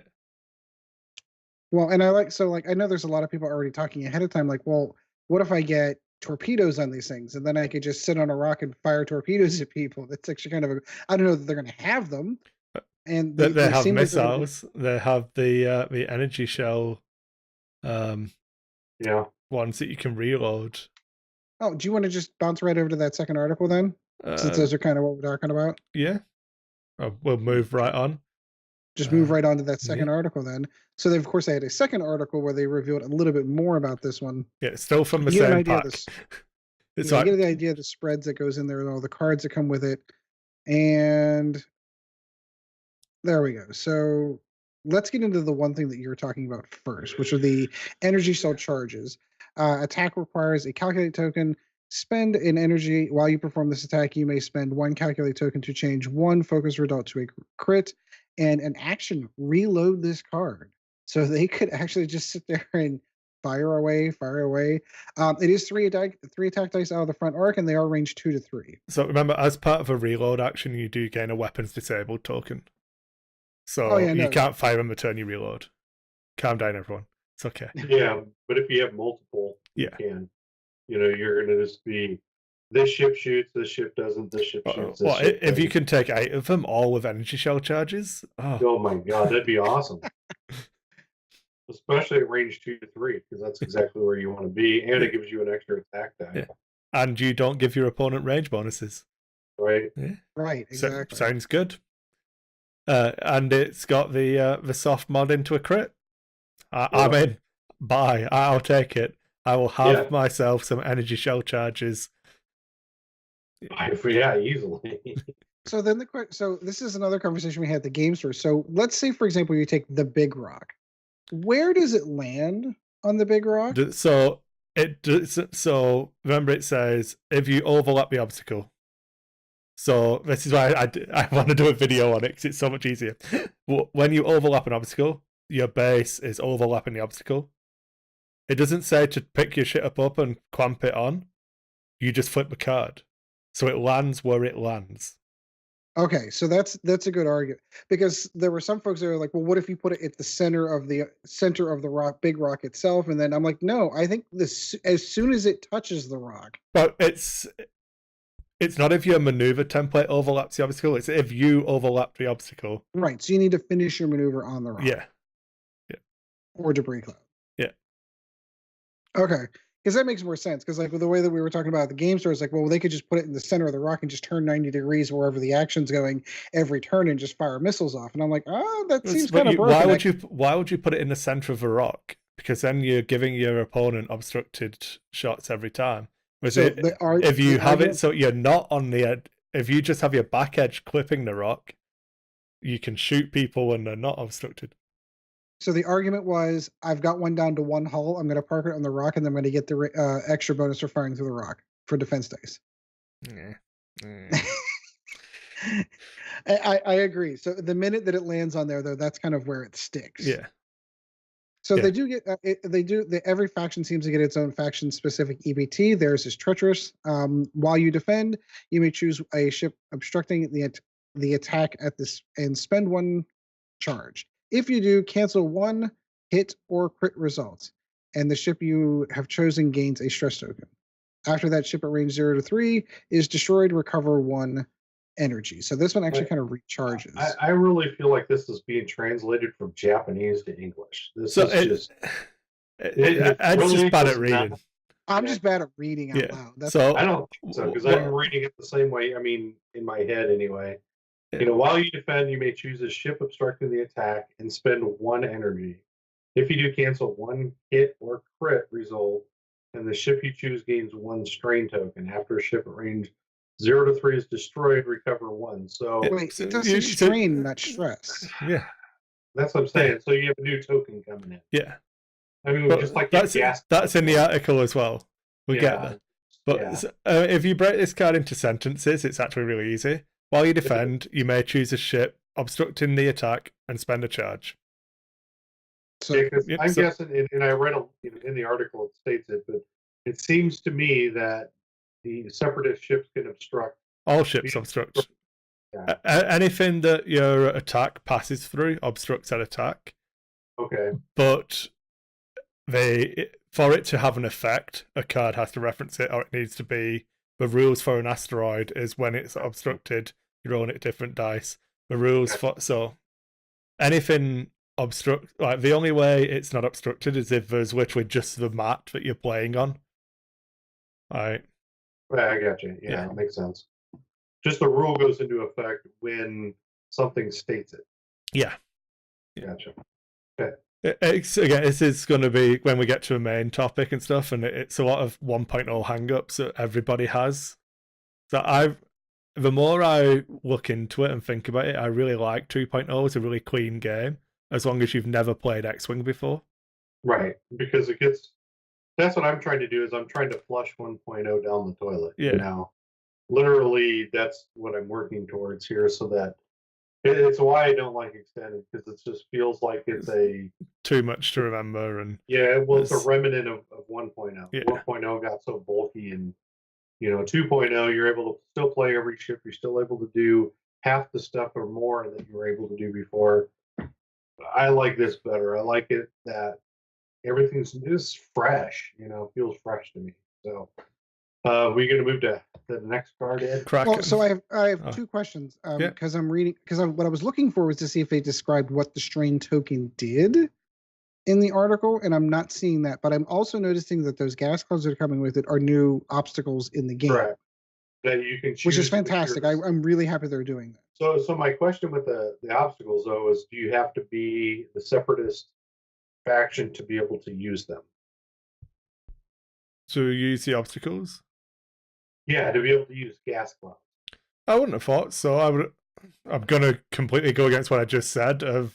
It would be like when Dash came out with debris. If you didn't own Dash, you could still you can still use debris. Use debris. Yeah. I'm pretty sure it's you select 3 obstacles from what's available. Yeah, I'm sure it is, but I do think it'd be cool though if there was a restriction or a limitation on these, and then you have the you know the other faction coming out with these guys that will be able to have their own and kind of make it their own. Give I could them see that that. advantage rather than everybody the same advantage. That's just me Okay. personally, Okay, so You have to play I do have the answer on strained Yeah, token. it's in there. I was going to say it, but if you find it. Strained ships when a strained ship defends, it rolls 1 fewer defense die. A strained token is removed after all strained ships defend, but it's far better to remove a token by executing a blue maneuver before being targeted while it is at extreme disadvantage. So basically, you need to perform a blue maneuver to get it off, but it seems like that ship stays strained, like it doesn't clear. Yeah, it doesn't clear itself same way stress doesn't clear, but once it's punished you with your defense roll, then it's gone. And it clears. Yeah. Okay, I can understand that. That's pretty cool. Yeah. That is pretty cool. I just like the fact that it's something different. We're not playing the same game. Yeah. Yeah, no, that's really cool. I feel it's in one of those design spaces, like they introduced debris clouds and then they never really went did any anything further. with them. Well, they did with the rig cargo chute. I like that the fact that they came out with the rig cargo chute later on. Yeah. Well, no, but I'm saying, it was a pretty cool concept, but it was so late in the game that, it didn't help the game enough. Well, it's this goes back to one of those things, like we always play the same standard 100-point dogfight fights, adding some level of variety to the Correct. One of the things you can do is so for the longest time, all we ever played with were rocks. And then we got debris cloud and those something different. I really felt like there could have been more they could have done in that design Absolutely. space. I agree. And so this is fantastic. Evidently there was. Evidently. Yeah. So when a gas cloud obstructs an attack, not only does the defender roll 1 additional defense die, they may also have auto thrusters equipped. I mean, change 1 blank to an evade. Yeah, that's what I'm saying. Yeah. For me, I really truly hope that this is separatist only, just because of that right there. Yeah. It gives a lot of advantages to the wide range of ships. I will never take gas clouds because screw you. I'm not giving you an extra dice and auto thrusters. If you want to take them, I will abuse you for it as much as I can. But I agree. I'm with you on that. But at the same time, that isn't it. And more. I mean, it's. You know who really likes gas clouds? Han. Yeah. I'd like rerolls that don't count as rerolls, and if I don't get the reroll, I'm just going to change it to an evade anyway. Really? Yeah. No, I get it. I'm just saying. I just hope that it's a faction specific. Just me. Yeah. I just think that'd be cool. All right, Kraken. On this one, there is something that a few people have missed that I wanted to point out as well. And it talks about the tactical relay upgrade. If you notice, Kraken and the new one that they showed as well, the TV94, they both have separatist and solitary. It does go into what the solitary restriction is. So this information is so valuable that each tactical relay upgrade is also marked with a solitary restriction, limiting its use. Depending on the squad building. During squad building, a player cannot field more than 1 solitary card of the same upgrade type. So, for example, they're singularly restricted. Yeah, you can only have 1 of them in your list, no matter what. If you have like 15 ships that can all field a tactical relay, doesn't matter. You only get 1. You only get 1 if it's solitary. Yes. Right. Well, what it's also saying is that you can't have, if I'm interpreting that correctly, that you can't have a tactical relay and Kraken in the same list. Well, as in, the tactical relay is that upgrade type. That's what that symbol means.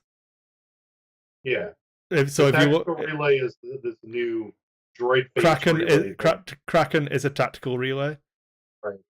That's his type of upgrade. So basically he's a character that becomes a part of the ship. Yeah, he's not a crew. He's if you look at the symbol on the card, it isn't a crew slot. Yeah, he's a character that's part of the ship then. Yeah. So this I mean, basically fills in the same slot that like modifications used to fill. No, it's got it. It's so the card has its own symbol. Well, no, I get that, but remember how like basically until you got like the Royal Guard title, you can only ever take one modification. No. That's sort of what this is saying. Is No. you can only take one. No. What it's saying is, so if we assume that the Bulbasaur has a tactical relay slot, if you take a 4 Bulbasaur list, you can only take 1 tactical relay. As long as but do they have generic tactical relays that don't have the solid? Well, yeah. So as long you can only have one. Basically, these are like the better of the tactical relays. So solitary, you can only take one if you have 15 ships. Yeah. So if you can still take other tactical relays, but they just don't fit in the solitary bracket. You still look confused, Ed. So. Yeah, I'm so. Think about it this way. Let me try this. Because they're dotted, so you can only take. Think about this. So don't worry about the dot. Don't worry about the name. Don't worry about that. The keyword is solitary. Okay. So you have a tactical relay. All ships have tactical relay on it. Let's say. So let's say that you want to take 10 ships. They all have tactical relay, but as a potential for an upgrade slot. Yes. As a potential for an upgrade slot. So you could take 9 generic if there's 9 generics out there that don't have the keyword solitary. Don't have the keyword solitary, and then only 1. So there could be 20 of these solitary ones in the game, but you can only have 1 in your list at any one time. So it's like remember 1.0 when people were talking about squadron upgrades. Right. So it's something you pay for in list building that affects your entire squad. Mm-hmm. But you can't have you couldn't have a rogue squadron upgrade and a blue squadron upgrade because it would be rogue squadron or blue squadron. Right. That's mine. It's that kind of thing, which is pretty cool. But this only affects one ship, though, correct? No. It's only on one ship, but it can affect your whole list. In that. So what the article says. I've lost it again now. So,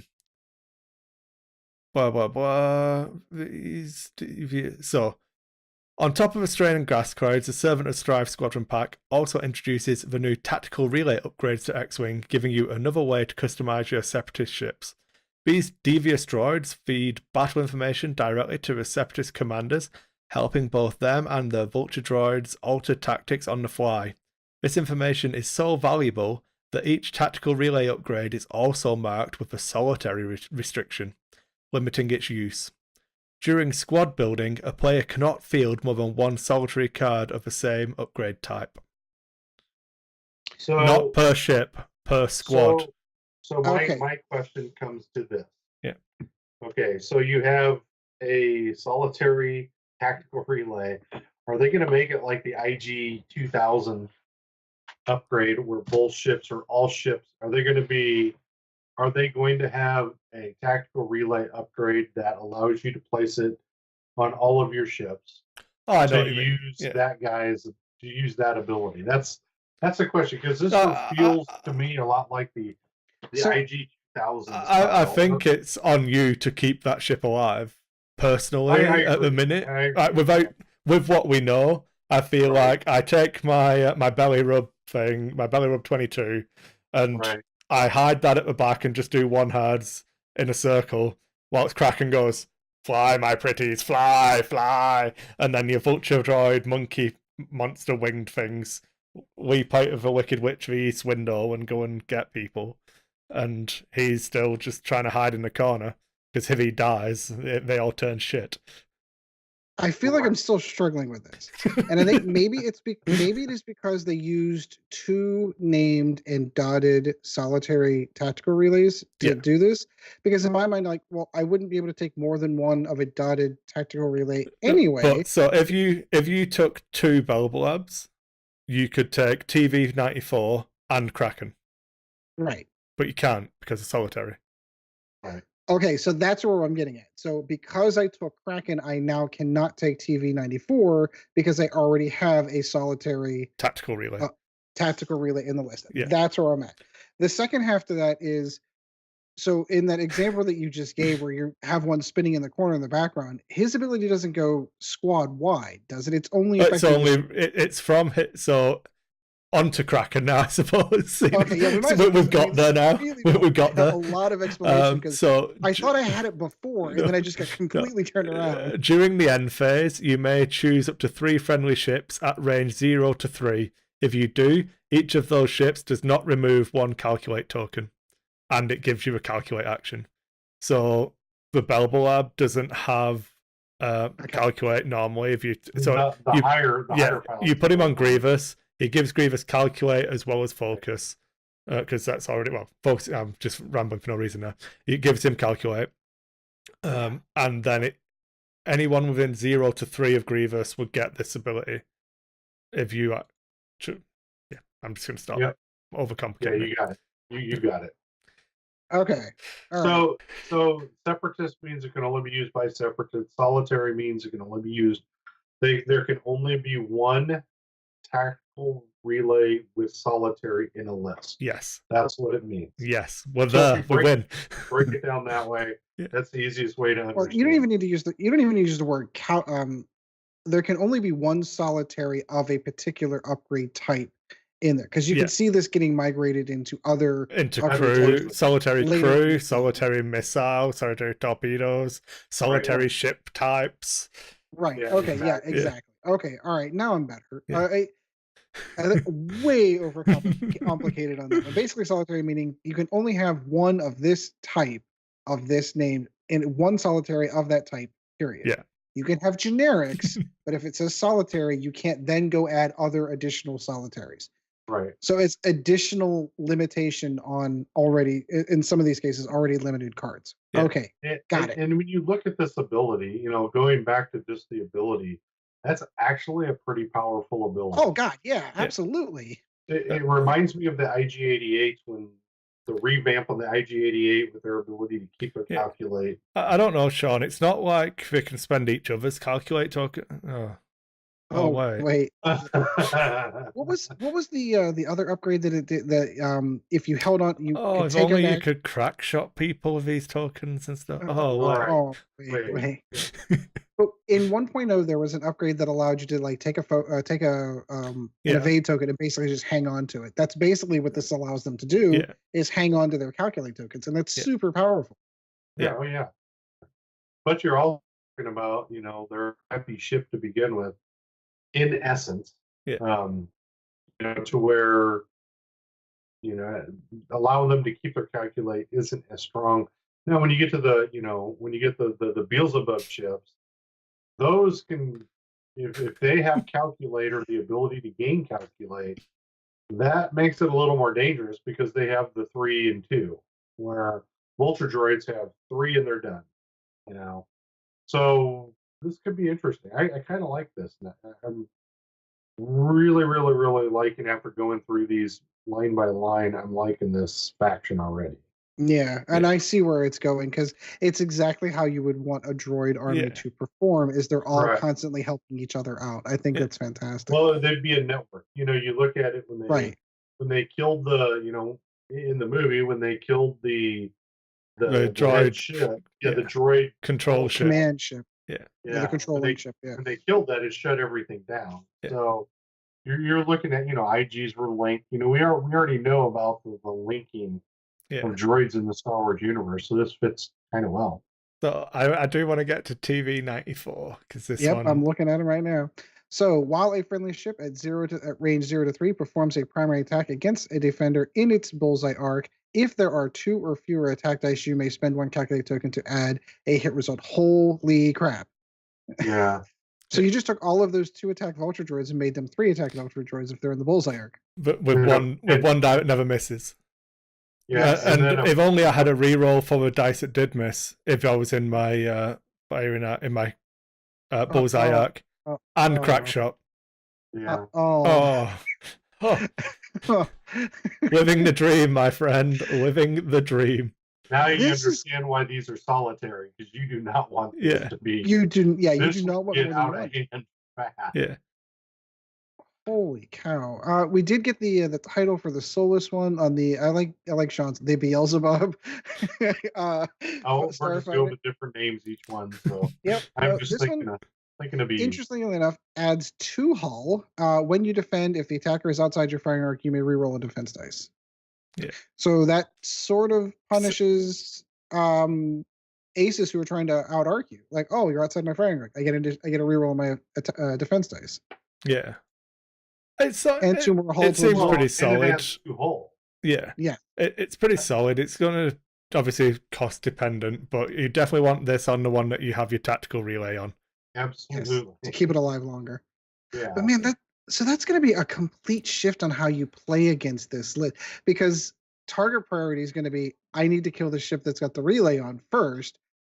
It would be a real shame if that ship could do a 5 straight, and if you weren't and wasn't pointing at you, got to reroll its defense die whilst it's like trying to run away. Oh, can I boost into a focus and then reroll my defenses? Catch me, go on, chase me. I promise, if you chase me, there won't be 7 vulture droids behind you. right behind you. Right. I promise. Yeah, just the 1K is just brutal. Yeah. Oh my god. Wow. Okay, so I see where this faction is going. You know what's interesting? So I'm going to say this real quick. So what's interesting about this is the proper use of their design space. Yes. Faction. Yes. This is absolutely thematic in its proper use. This is why I love 2.0. If they'd have done this in 1.0, they would have had to gauge all of this stuff up to where the game was at, and they couldn't have done it. Yeah. They would have had such a hard time doing it. The only thing I don't like is gas clouds. I feel like they're all benefit and no punishment. And no, I like them, Kris, if they stay faction only. So I'm confident in saying that Sean doesn't like gas clouds either. Then.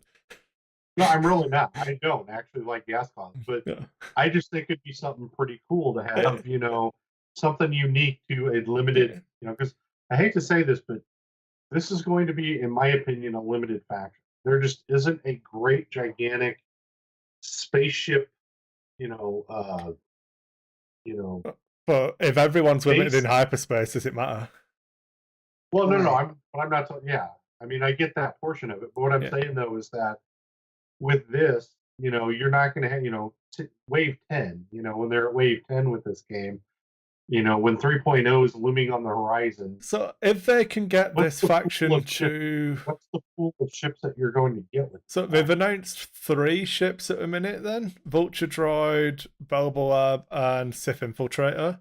If they do the Hyena Bomber, and then there's a fancy, the Tri-Wing Droid Fighter. Yeah, the Tri-Wing Droid. That gets you to 5. If they get... something for Django to fly, so a brand new fire spray, not a beaten up Wave 1. A solitary one where he's the only pilot. I don't know, but if they if they can get to 7 ships per faction, and then what if I told you that they never re-released Skurg bombers and Azotuk gunships and all of this garbage, and all of the factions were at 7 ships, and then they just did an Old Republic faction from like. Could Azotuk come with the whatever you call? I can't remember what it is. The rebel faction for this wave. What the hell they call it? It's slipping my mind. Like where Anakin is and all those guys are going to be. Oh, the Jedi Starfighters. So you could put the Azotuk in that. Thank you. The Republic.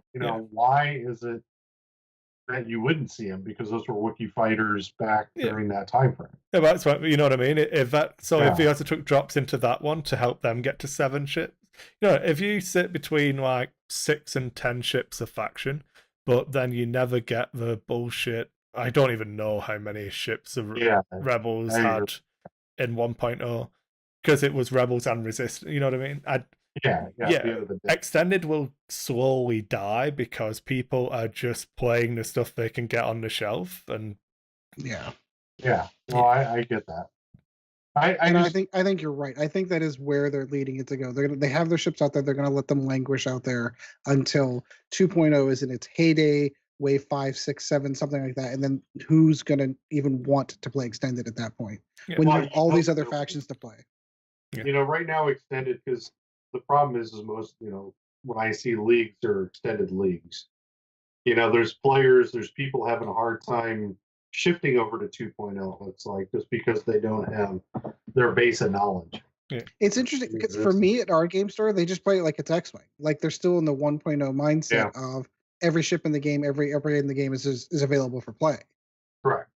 So whenever they what you need to do is run the most obnoxious bullshit stuff at them and beat them to death with it until they go, stop, please stop. Do you want to play hyperspace?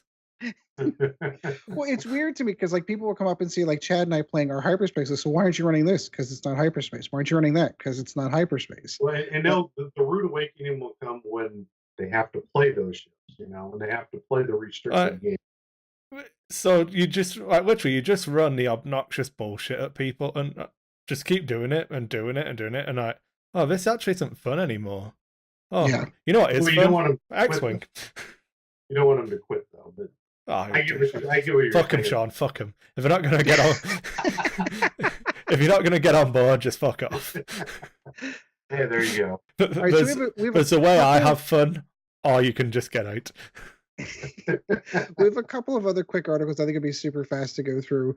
The first one, of course, is we're still in the news. This is the Wave 2 Deluxe Kit. The first thing I would want to take note of is the first picture on the article is the silencer, and you can tell someone's got it on the Epic peg. I was really surprised. I had not seen what Kylo's base had looked like before. I'm really surprised he's still on a small base and not on a medium base. Because that ship is just way too damn. There's a new sculpt. It's just not out yet, but there's a new sculpt for it. Oh, okay. Maybe that's what it is. Yeah, it's for the silencer. Yeah, it's because it's not to scale. They messed it up. So FFG were given the wrong dimensions. The ship is to the scale that they gave them. Wait a minute. I believe. Are we in This Is Spinal Tap where they wrote 18 inches on the napkin for the frickin' triptych and not 18 feet? Probably. You've got to be kidding me. Yep. So I believe. Well, I would summarize that it's QC? This isn't FFG's problem. It's actually in all of the documentation and stuff. I think it's because it references the cockpit layout being the same as the Falcons, because that's what Kylo's used to fly in. Right. So the cockpit is the same size as the Falcons. And that's it's not the same size as the Falcons. It's the same layout as the Falcon. So the controls are in the same place. But it's still it's not a 4D cockpit, or actually it would be 2, 4, 5, 6 deep cockpit. If you look at the size of the window on the silencer, and then look at the front of a decimator. Yeah, it's about the same. Yeah. And they're supposed to be the same scale ship, and that's one person sat inside of a silencer compared to a bridge crew on a decimator. So okay. Yeah, I won't beat that one. Just give me the 3D printable file, and I'll make the right scale to this game. Yeah, I mean I'm really curious to see if the new release one is smaller. It is. It is. Yeah, it was on the banner when they originally put it out for the article where we have the 3 ships in the banner. Mm-hmm. It's a plainly different sculpt. It's like a lighter grey and actually was sized appropriately, so it looks long and sleek. It looks pretty. You'll like it. It'd be good. I'm probably going to go out and buy one anyway, just because I buy everything that's got FFG and Star Wars on it. Well, you need one if you want to abuse people with Kylo. So. Well, I have one. Yeah. I wouldn't. Yeah, you only want one of the big fat ones. Don't run 2 silencers yet. Wait until you can get good sculpt. Anyways, to get out of the quick article, they of course released the stuff from the Deluxe Wave 2 kits. I know we had mentioned this off camera, and I think I'm going to mention it again here. FFG is basically just vomiting alt art cards, which is something I'm not used to from them. I'm used to seeing like the 1 or 2 here, but holy cow! So they've got these gigantic, the gigantic ones that come with the pre upgrades on them. So they've got Blackout, Quick build Trick Shot, which looks What's that? They're the quick builds. Yeah. They're super cool. Yeah. Foreman Approach is on here, and then Greer Sonnell is going to be on there. These are the wider cards, really neat looking things. Of course, you have to go out and get new card size sleeves for these if you're going to do it. They are coming with Force tokens in the arcade coin style. And then, of course, you're going to get alt arts for the Epsilon Squad Cadets.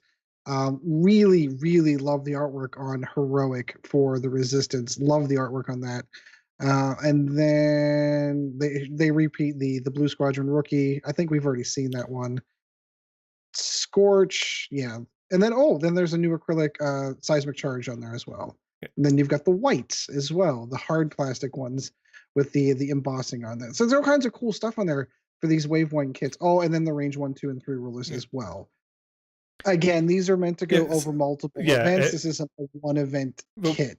Well, we've still running through the Wave 1 kits. We've got one more event to do, which will be next month's tournament. Will be the Wave Leader kit, which we'll give out all the prizes for. Then it runs a new cycle, and they're like different types of events. So your quick build event is supposed to be where you give out your quick build cards and stuff like that. So they're really good at it. And the reason why there's more of them is because these are in addition to your seasonal kits as well. Right. I actually like this. This is actually a pretty good way to build a community. Yeah, it is. There's all kinds of cool toys to give out. Yeah, exactly. It gets you excited about the wave, but it currently is, because it's all stuff from that wave as well. All the alt art cards go with that wave. So. Right. Yeah, it's pretty cool. Oh, okay. So interesting enough. So I jumped to the next one, which is the 2 OP articles that we saw, and I do see the correct size silencer on that article. So that's actually really kind of interesting. But they gave the Jump to Hyperspace one, which was the release of the dates and when everything's going to happen.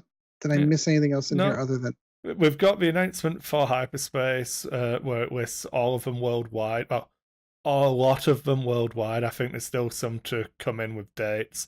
And I think they're starting to leak out some of the second wave of Hyperspace locations as well, because there's 2 slots in the year for it, and this was only the initial wave. Correct. And then the last one, of course, is an article in the World Championships, basically giving dates for that. I was trying to see who was this world champ that they're showing, because of course I see our buddy Richard Sue in the picture. As this is when Nand won, that looks like. Oh, and there's Mashari. Okay, now I'm good. I saw Mashari. I've got Richard. Now we're good. So they ended up on there. I don't. Again, this is more just kind of giving dates. Really cool stuff on Legion. I think that's about it. Oh, and then Keyforge, of course, because they're promoting the crap out of Keyforge. Yeah. And Keyforge is a good game. So I'm hearing. No, it is. I mean, it's starting to gain some traction at our local game store too. It's one of those games that kind of I could see it being a game that runs its course if they don't do it correctly. But my son and I, we have 6 total decks. So we got the 2 that came with the starter, and then we each have, like, basically we're buying 2 decks at a time. And we randomly choose one. Those are his, those are mine. And it is one of those weird games where I spent $10 and literally got a piece of shit deck. And I'm okay with it. Yeah. Because it's still fun to play, but it's absolutely that random factor. Then when my son opened his, he got a really, really, really good deck that I haven't seen a deck yet out of the other 4 decks that we've gotten since then that can even touch the deck yet. But that doesn't mean it's a high level. It just means the decks that we got. Have you been using the chain rules, Sean, for it? So if that deck is... Not yet, just because we don't play that deck all the time. We have enough decks and my son bought 2 more, so tomorrow when he comes over, we'll be playing new decks again. So the way you're supposed to do it, is if that deck has beat any of your other 5 decks 3 times in a row, it gains chains against that deck. Right. And when it's you and you say, okay, we'll try it with 3 chains on it this time. So you cripple him you rein him in for the opening hand and 2 extra turns after that, and stuff like that, where it's self-managed, but it's in the rules that you're supposed to self-manage it. Right. Well, and events with the the QR codes. QR codes on those, if there were such change in an official event, they would come. So I don't know how you would do that though, because you'd literally have to play someone. It's the store's responsibility to make sure that's happening. If you're running an OP event, there'll be OP software and it'll all be tracked. That's what all the codes are for. It does it all automatically. Yeah, because you're going to register your deck. Yeah. And they'll plug the deck into the OP software. Yeah. It's super weird for me to wrap my head around the idea of a completely random deck. It's not completely random. But it's not completely random. I mean, it's still... It's made by a computer. Yeah. Well, no, I get that. I mean, I guess my thought process is I'm so used to card games that are like, okay, this is where you start, and then you can add cards in, take cards out. You're like so used to card games where you're allowed to make bad decisions. Yes. Right. Where this one is, the bad decisions are made for you. So, I have a card in one of my decks that literally it blows up the board, but it gives me 3 chains. So am I going to use that card or am I going to toss it? Depends on the situation. They're just, I like the concept of the game that there's a self-handicapping part of the game, because in Magic, there's a, that buildable, I call it self-restriction. You build your play style, but if you really want to win games, if you want to be on the pro tour, you have to play the top deck. Yes. You just don't have a choice. You can't come up with some homebrew thinking you're going to beat everything. It doesn't work. I've never played on the pro tour, but I've done that many times where I thought, ooh, this is going to beat the whole damn meta, and then you end up 0-6. The thing about this is that, there's good and bad with a game like this. Kris will definitely, from a retail standpoint, your deck will get banned at some point in time if it's that good.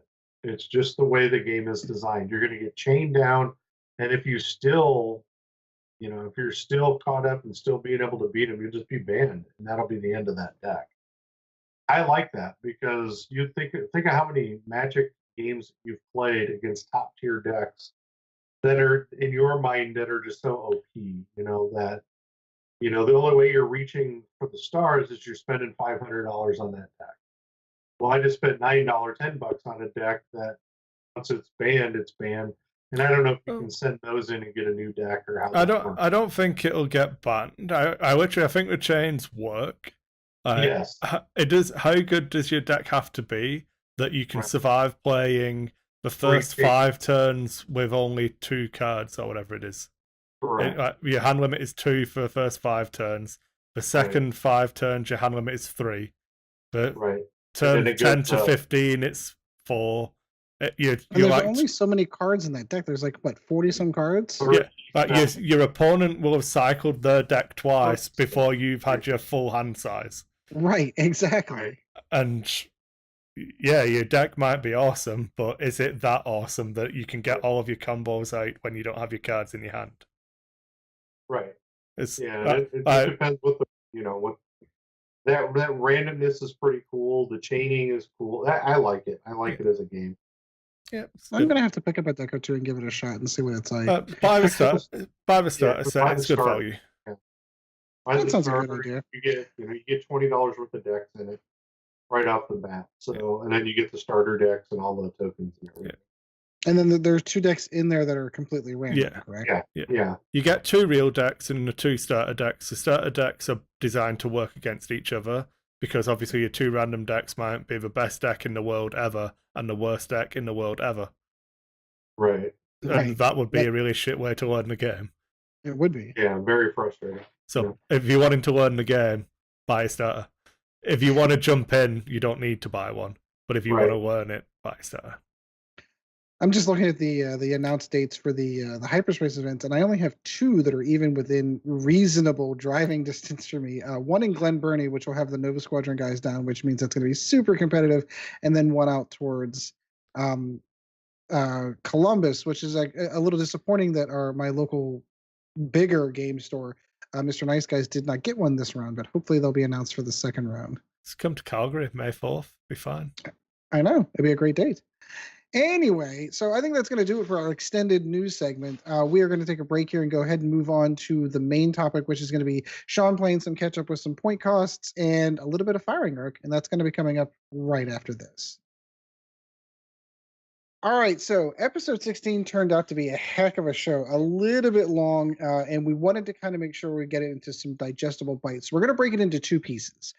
So this is going to be the end of part one. If you want to check out the second half, which is going to, I believe, include a fantastic conversation on the rules of firing arcs, that will be in part two. So go ahead and check out the two-parter. This is hopefully this isn't a trend for us because we really got long on the tooth on that one. So check out the second half of this show in part two. And so as always, guys, thank you for joining us and fly casual. Thank you once again for joining the Lack of Focus X-Wing podcast. Check out DiceHate Productions for all of the latest episodes, and we'll be looking forward to seeing you again next episode.